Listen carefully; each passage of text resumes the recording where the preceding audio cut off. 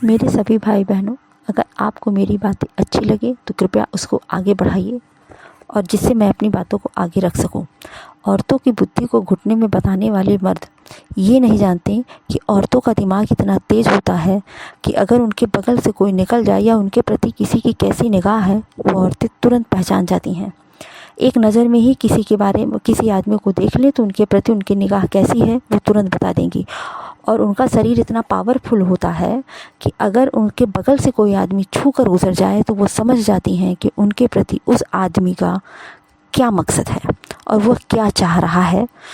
और ये वही आदमी है जो औरतों की एक अदा पे अपना सब कुछ निछावर कर देते हैं, अपना पैसा, स्टेटस सब कुछ हार जाते हैं, यहाँ तक कि खुद को भी हार जाते हैं और कभी कभार तो आत्महत्याएं कर लिया करते हैं।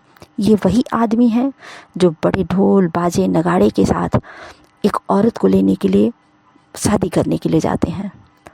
और एक वही औरत होती है जो अकेले इनके घर आती है और पूरे घर को अपनी उंगली पे नचाती है।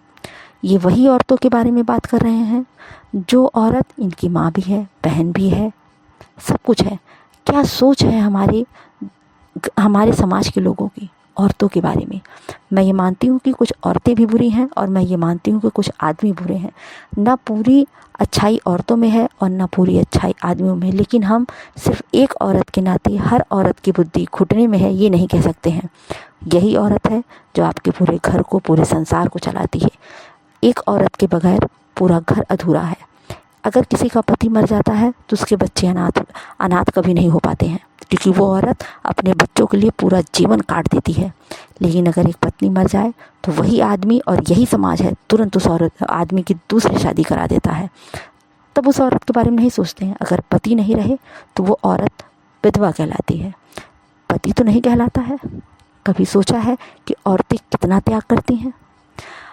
जिन बच्चों को औरतें पालती हैं, बड़ा करती हैं, अकेले पालती हैं, वही बच्चे बड़े होकर अपनी ही माँ को कह देते हैं कि क्या किया या फिर छोड़ देते हैं।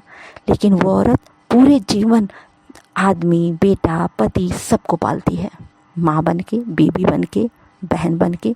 कभी सोचा है कि आदमी बगैर औरतों के कुछ भी नहीं है? सोचिएगा। मेरे सभी भाई बहनों, अगर आपको मेरी बातें अच्छी लगे तो कृपया उसको